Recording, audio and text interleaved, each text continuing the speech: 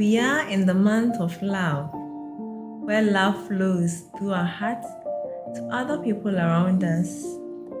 And this love makes us like flowers that gives fragrance to even the hands that crushes us. And so, we love people despite their weaknesses and their flaws because we know we also have our shortcomings and our weaknesses. And knowing this is called true wisdom. We've read the first, second, and third chapter in our previous readings. Today, guess what? We are on the fourth chapter of the book, Navigating the Heart. Who is dragging you? We talked about wisdom. In our first, second, and third chapter, we spoke about the heart, desire, and self-control. Like a river, there is a way the heart flows, and there is no end to a man's desire, but there are limits to a man's ability. The ability or the means to exercise self-control is a safety device to truly and freely utilize your youth. Today, as I said earlier on, we are on the fourth chapter of this book, which talks about true wisdom. As we always do, let's embark on our journey of reading. True wisdom is knowing your shortcomings. People think that they are good. They may not express it outwardly, but inside they believe, I'm better than others in this. That is due to the insularity of never having met somebody or someone greater than themselves. The first story. Doctor, 4/4 of your life is sinking into the river. From time to time in life, people are deceived. When this happens, they are unable to believe in others. So, instead of believing in others, they end up believing only in themselves. People who believe only in themselves accept whatever they think exactly as it is. Living like this is extremely insecure and dangerous. And because no one is perfect, no matter who it may be, a person's judgments cannot always be right. This is why, after he makes a decision, he needs to follow up to see whether or not his judgment was right or wrong.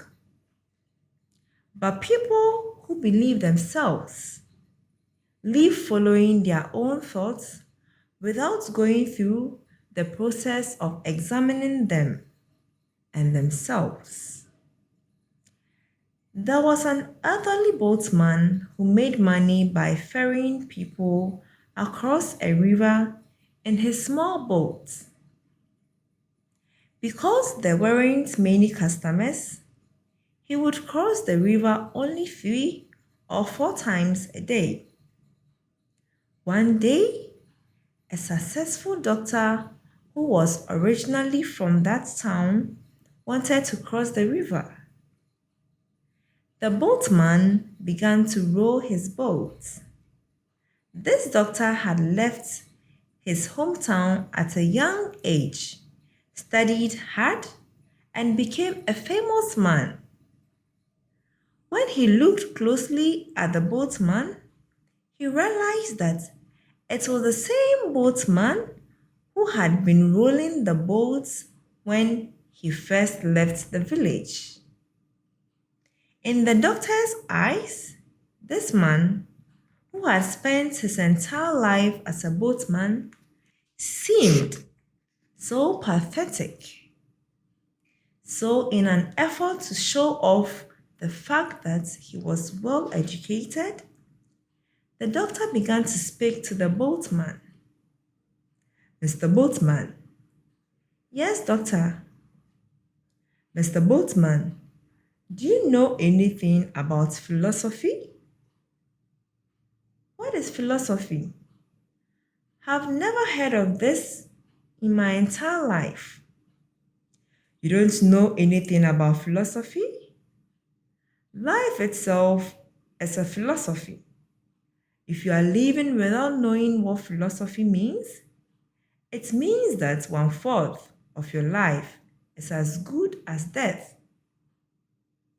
The boatman was a bit offended after listening to the doctor, but because he didn't have a formal education, he couldn't really say anything.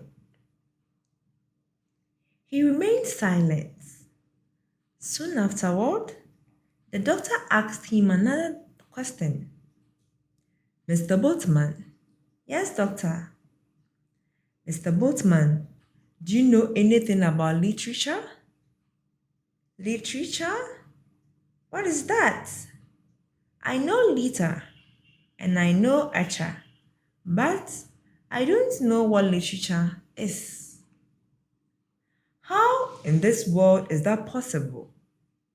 Mr. Boatman, if you had known what literature is, you could have written such beautiful literature yourself while you lived on this beautiful riverside. You are telling me that you don't know anything about literature? Mr. Boatman, 2/4 of your life is as good as death. Because these were words that were coming from a famous doctor, he listened. But it started to make him quite bitter inside. While the boatman continued to row the boat, the doctor asked him another question. Mr. Boatman, I am sure you know what astronomy is, don't you? Astronomy? I don't know about those kinds of things. When the evening sky is red, that means it will be clear the next morning. And when the morning sky is red, it means that the day will be cloudy. I know that much, but I don't know what astronomy is. What do you do with astronomy? Ha ha ha, Mr. Boatman. Have you been rolling on this boat without even knowing what astronomy is? Mr. Boatman, 3/4 of your life is as good as death. Now, the boatman was really offended. But because he could not say anything, he simply swallowed his anger and continued to row. Then he made a mistake. There was a rock stacking out in the middle of the river. It was a rock that he would have usually dodged very easily. But that day, he didn't see it, and the boat crashed into the rock. All of a sudden, there was a loud bang. The crash had created a hole in the middle of the boat, and river water began to flow in. The boatman then quickly asked the doctor, Doctor, do you know how to swim? No, I don't know how to swim. What do I do? What do you mean, what do I do? Doctor, for 1/4 of your life is now sinking into the river. People like to express the need for equality, especially politicians who are running for office. However, while the people in the world claim to want equality with their mouth, There is no one who truly desires it in their hearts. People want to be better off than others.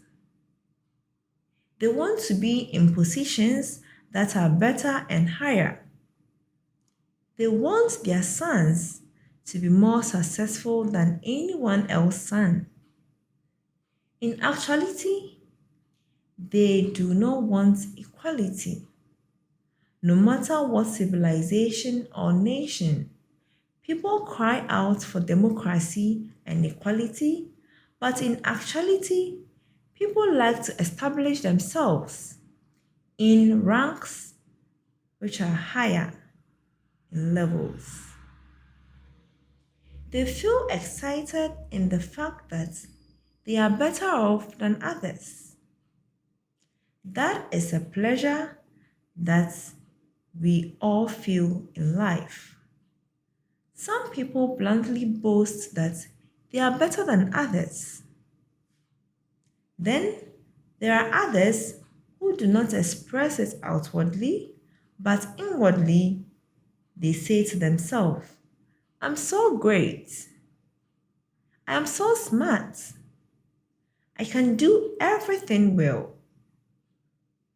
When people have clear thoughts in their minds that they are better than others, pride is formed. Then they begin to despise and belittle people, believing their own thoughts to be more correct. Then they begin to live according to their own thoughts.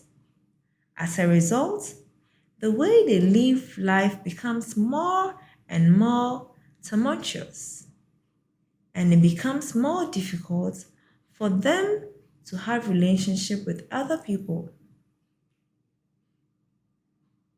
The second story. He's going to be a big man in the future. The time of pain caused by that pride. Ki Sung Kim is a man that I know very well. He grew up on a small island, and in his village, they grow garlic. There was an incident that happened when he was just a student. Garlic is usually harvested during the early summer. Early in the summer of that year, the people did not take the harvested garlic home. They piled it on the cab so that they could carry it away later. However, one day, his son and his neighborhood friends stole someone's garlic at night and sold it. The person who owned the garlic reported it, and the police began an investigation. Since it was a small island village, it was quickly revealed that Kim Gi-sung and his 5 friends had stolen the garlic, and they were all arrested. 6 of them were put onto the boats and hauled over to a police station on the mainland. At the police station, Kim Gi-sung thought quietly about everything. It seemed as if the punishment would be the same whether he got punished alone or if he and his friends got punished all together. So he decided to take all the blame by himself. He spoke to the police officer that was handling the investigation, saying, "To be honest with you, I am the one who said, 'Let's steal the garlic.'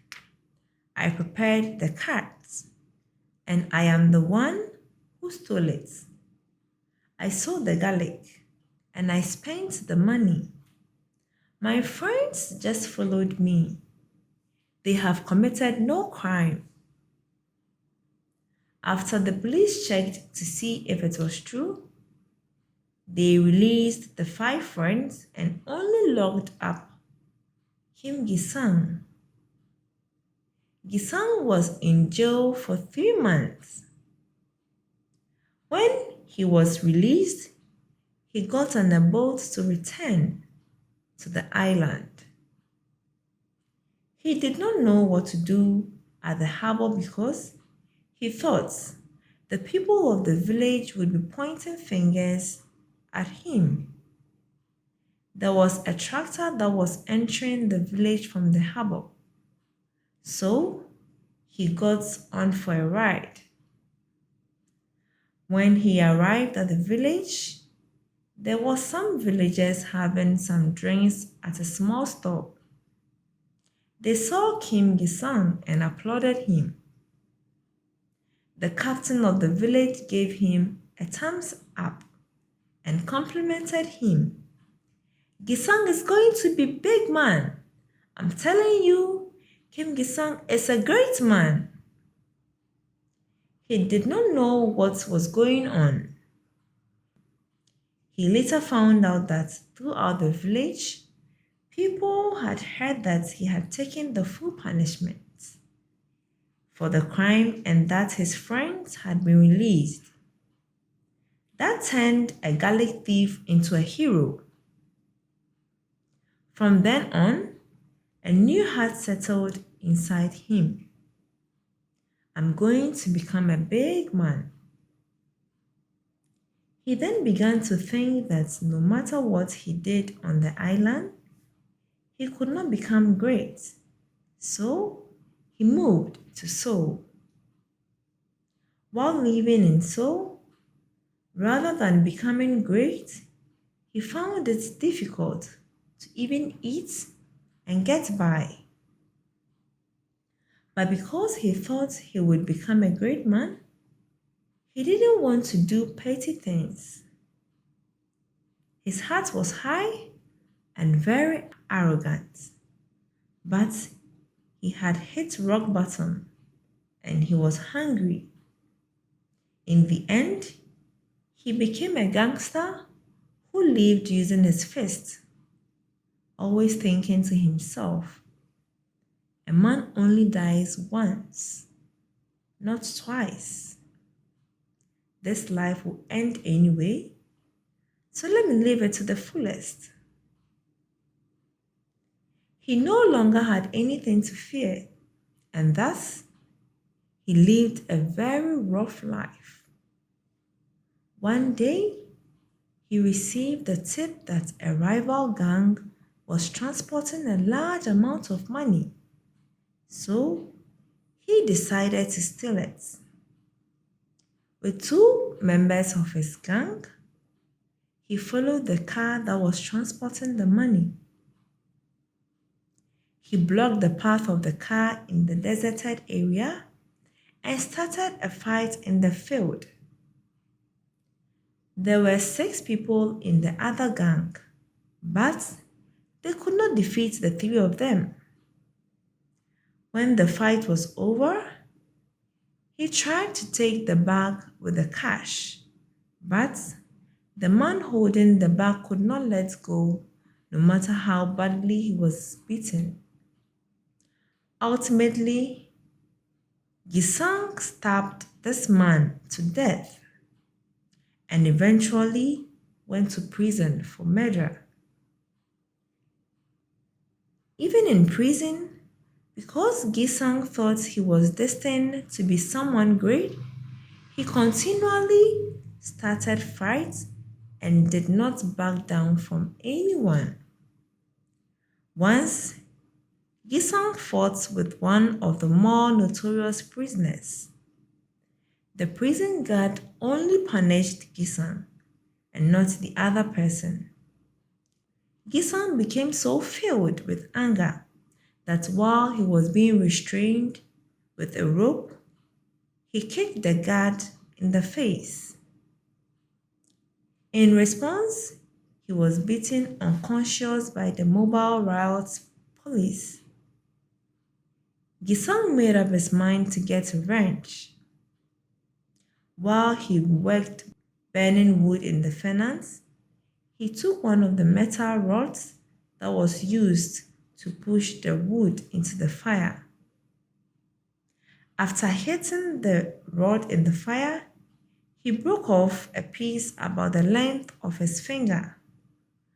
Whenever he had time, he filed that piece of metal into a very sharp point and waited for his opportunity.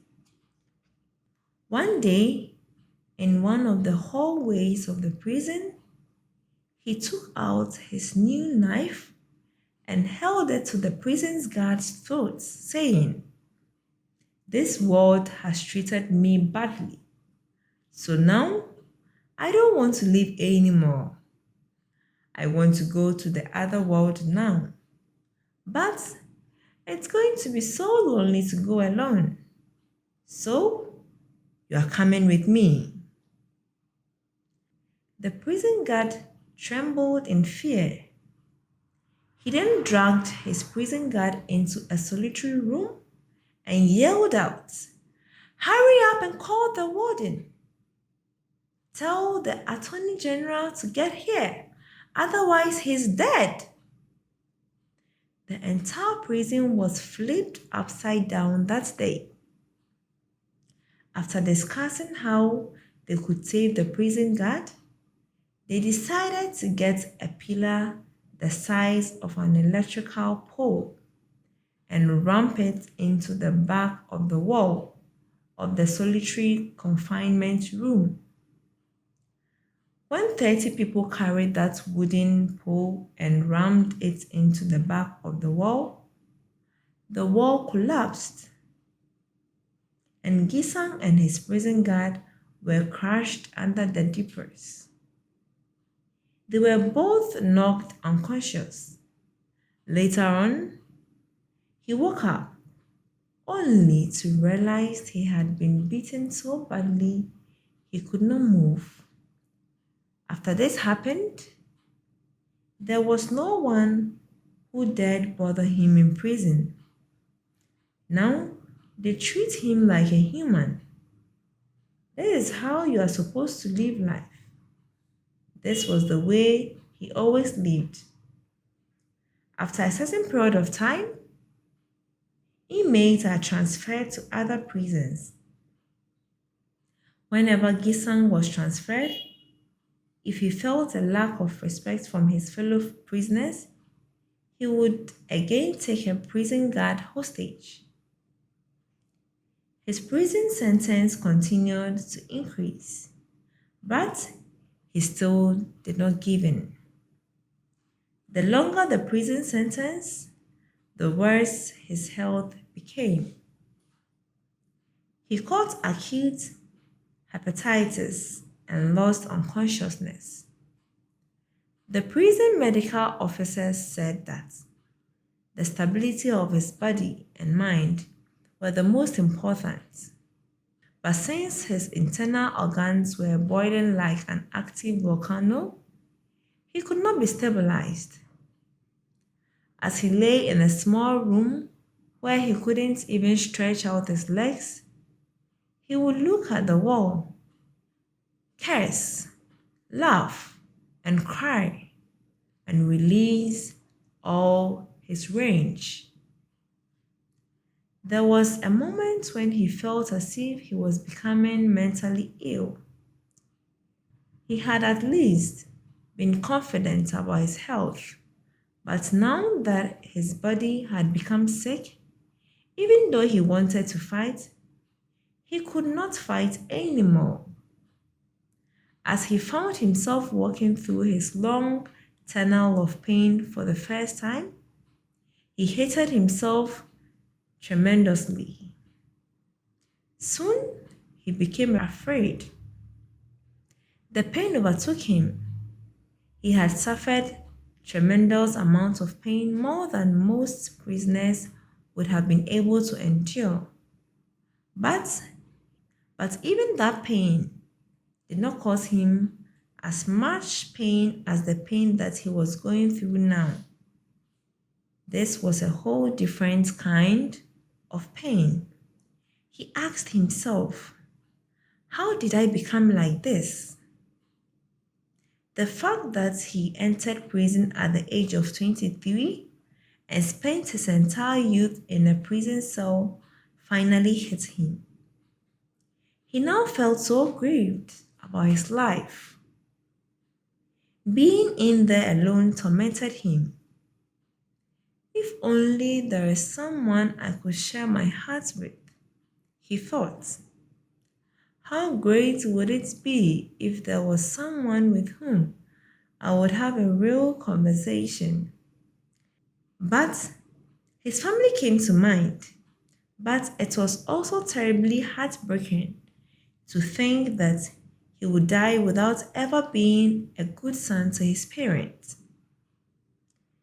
He had never thought about this before. It was torture for him to imagine that his life would end in this solitary room alone, where he could not be visited by anyone. One day, there was an execution scheduled for one of the death row inmates. The inmate pitifully resisted while being dragged away. When he looked closely, he realized that it was a death row inmate who had fought over a cigarette butt just a day before. This inmate had been so full of his own strength. It was as if Kisan was looking at his own image. That's exactly the way I'll be living. Why did I live like this? He wanted to turn away from his life and find a new one.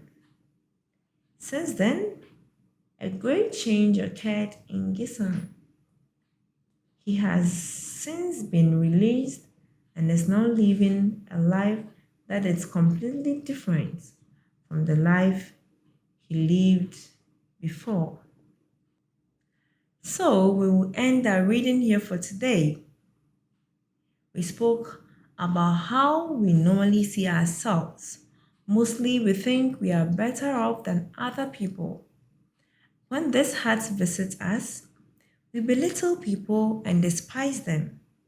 And this heart always leads us into distraction and makes our relationship with other people rough. As we read today, let this thing have a correct and direct impact in our hearts. So, don't forget, a week without reading weakens the brain. Till I meet you again, bye bye.